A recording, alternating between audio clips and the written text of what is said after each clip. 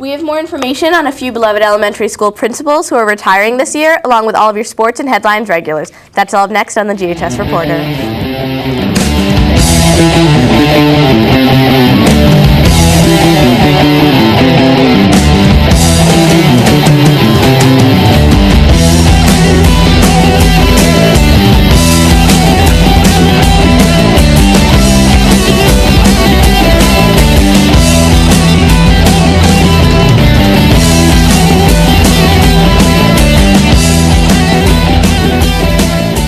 Good morning and welcome to the GHS Reporter. I'm Allison Kurtzman. And I'm Brennan Phillips. And we're going to start today off with your sports news. You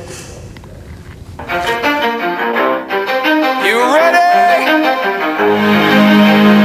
Let's go! Yeah.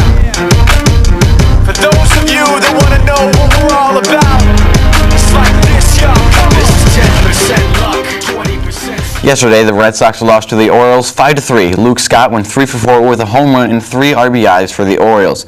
The Yankees lost to the Devil Rays 2-1 in 11 innings.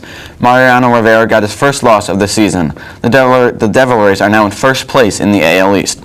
In the NBA, the Detroit Pistons beat the Orlando Magic 91-86 and winning the series 4-1. Rip Hamilton had 31 points. The Pistons will either play the Cavaliers or the Celtics next. The Hornets beat the Spurs 101-79. David West had 38 points and 14 rebounds. The Hornets lead the series 3-2. That's all for today's sports. Now, the GHS Reporter has recently gone out to talk to 2 elementary school principals who are retiring this year, Mrs. Beck from Pine Bush Elementary and Mrs. Walsh-Hampton from Gilderland Elementary. And my co-worker Allison Kurtzman and Elizabeth Olson went to talk to Pine Bush Elementary Principal Mrs. Beck to find out more about her time spent at Pine Bush.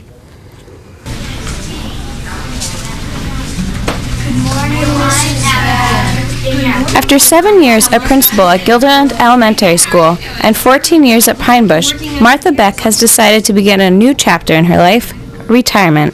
Allison Kurtzman and myself got a chance to talk to Mrs. Beck about her time working at Pine Bush. How did you decide to become a principal? Well, I was a teacher for about 15 years, and during that period, there were people, administrators, who came to me and said, you know, have you ever thought of looking into becoming a principal? I think you would do a good job at this, or I think you would enjoy it. And that was the encouragement I got, so I went back to school to get another master's degree, and this is where I am now. Who's your inspiration? I think it would be hard to just name one person who's my inspiration. I think in doing my job, there are visions of so many people that come back to me for different reasons. Someone who was a wonderful inspiration in terms of motivating people. Someone with a wonderful sense of humor that I always try to maintain in my job. Someone with just that wonderful sense of children and believing in children.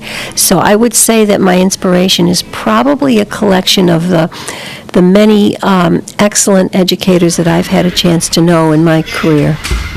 What advice do you have for the next principal of Pine Bush?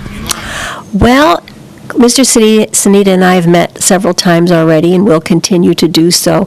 Probably the first thing that I've already told him is how fortunate he is to be working with such a talented group of people, a talented and dedicated group of people in this school.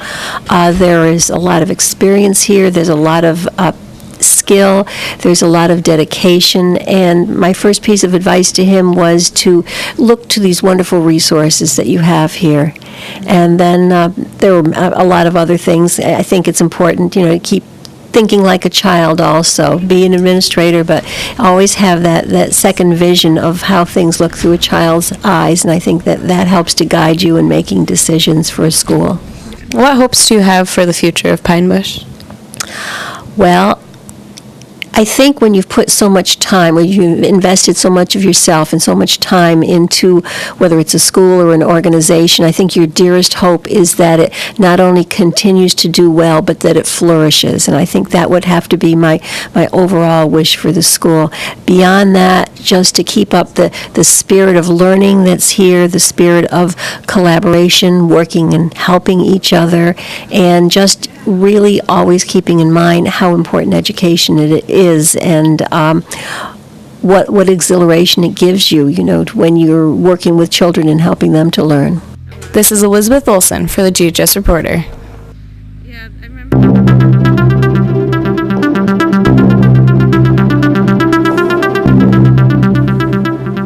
The death toll for the earthquake that hit central China on Monday has now officially exceeded 12,000 people.